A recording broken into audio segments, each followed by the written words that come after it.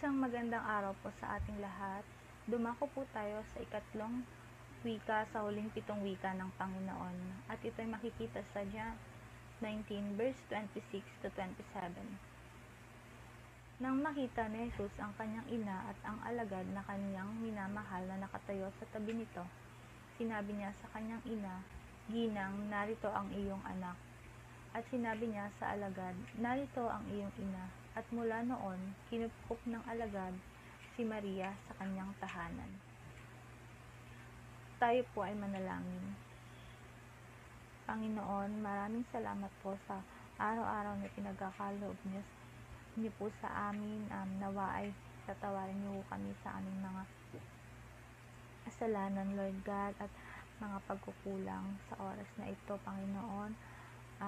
Nawa ay samahan niyo po ako sa pag-aaral ng iyong banal na salita. Ikaw ang siyang manguna sa gawain ito. Pinapasalamatan, pinupuri kita, Panginoon. Ito ang aking sabog-dalangin sa pangalan ni Jesus. Amen. Sa oras ng hulihin ang Panginoong Jesus upang ipako sa krus, ang kanyang mga alagad ay walang ginawa at kanya-kanya silang nagsitakbo. Siya ay kanyang pinagkanulo ng isa sa kanyang alagad na si Judas Iscariote at itinanggi ni Pedro sa maraming tao. Ang Panginoon ay maraming pinagaling, maraming tinulungan at maraming pinakain. Subalit sa panahon ng kagipitan at kahirapan, ang Panginoon ay siyang iniwan at pinabayaan ng mga taong kanyang tinulungan. Nang si Kristo ay nakabayubay sa krus ng Kalbaryo, ang tanging dumamay lamang sa kanya ay ang kanyang pamilya, ang kanyang ina at ang disipulo. Nang makita ng Panginoon ang kanyang ina at mga alagad, ay kanyang sinabi, "Ginang, narito ang iyong anak." At sinabi niya sa alagad, "Narito ang iyong ina." Makikita natin sa pag-aaral na ito kung gaano kahalaga ang pamilya sa ating buhay. Maaring iwan ka ng lahat ng mga taong iyong tinulungan, ng mga kaibigan. Subalit sa panahon ng problema at paghihirap, ang tanging dadamay lamang sa iyo ay ang iyong pamilya. Sa oras na kailangan natin sila, nandyan sila lagi upang tulungan tayo. Kahit anong pagsubok man ang dumating sa atin, hindi tayo pinapabayaan ng ating mga magulang. So, papaano nga po ba natin papahalagahan ang ating pamilya? Una is mahalin natin ang ating pamilya. Pinakita ng Panginoong Hesus ang pagmamahal niya sa kanyang pamilya, lalo na sa kanyang ina. Nang namatay ang kanyang amang si Jose, ang Panginoon ang nagtayong ama sa kanilang pamilya. Sila ay 7 magkakapatid at ang panganay ay ang ating Panginoong Hesus. Kung paano tayo mahalin ng ating ina, ganun din dapat ang pagmamahal ang ibigay sa kanila.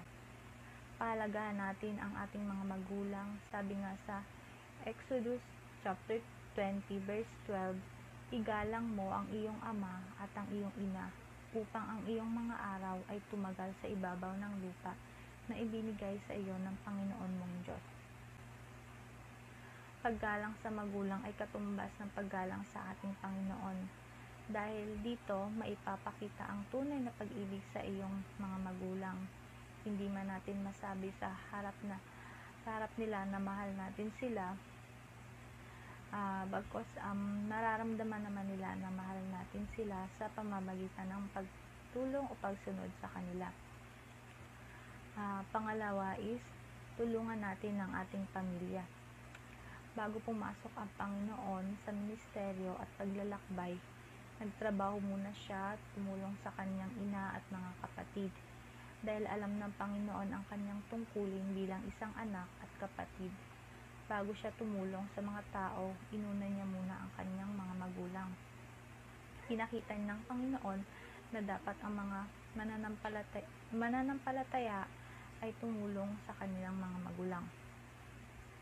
Sabi nga sa 1 Timoteo chapter 5 verse 8, ang sino mang hindi kumakalinga sa kanyang mga kamag-anak, lalo na sa kabilang sa kanilang pamilya, ay tumalikod na sa pananampalataya at mas masama pa kaysa sa isang di mananampalataya. Kung talagang isa kang mananampalataya, alam mo sa iyong sarili na pagtulong sa magulang o kamag-anak ay mahalagang gampanin sa ating buhay. Tumulong tayo ng walang pag-alinlangan at bukal sa ating puso, kagaya na lamang ng sa ating Panginoon. Marami ang tumalikod sa Panginoon, ngunit ang kanyang ina at pamilya ang siyang dumamay at nanatili sa tabi ng ating Panginoon. Pangatlo ay ilapit natin sa Diyos ang ating pamilya. Nais ng Panginoon na hindi lamang tayo ang mailigtas at makakilala sa Kanya. Gusto niya rin na mailigtas ng Panginoon ang ating pamilya, ang ating malalapit sa atin, ang ating sambahayan. Sabi nga sa Acts 16 verse 30 to 31, at sila'y inilabas at sinabi, "Mga Ginoo, ano ang kinakailangan kong gawin upang maligtas?" At kanilang sinabi, "Manampalataya ka sa Panginoong Hesus at maliligtas ka, ikaw at ang iyong sangbahayan." So, kung talagang may malasakit ka sa iyong pamilya, gagawin mo ang lahat upang mailapit sila sa Panginoon at upang mailigtas rin sila. Dahil kahit isang kaluluwa lang ang mailapit natin sa Panginoon, ay sobra-sobra na ang galak ng ating Panginoon. Ikaw na nakakilala sa Diyos, maging instrumento ka ng Diyos. Subukan mong ilapit ang Diyos sa iyong pamilya, sa ilapit natin sila sa Panginoon upang mailigtas natin sila at makatanggap ng kaligtasan at buhay na walang hanggan. Sa ikatlong wika, sa huling 7 wika ng Panginoon, ay nagpapakita ng pagmamahal sa ating pamilya. Ang ikatlong wika sa huling 7 wika.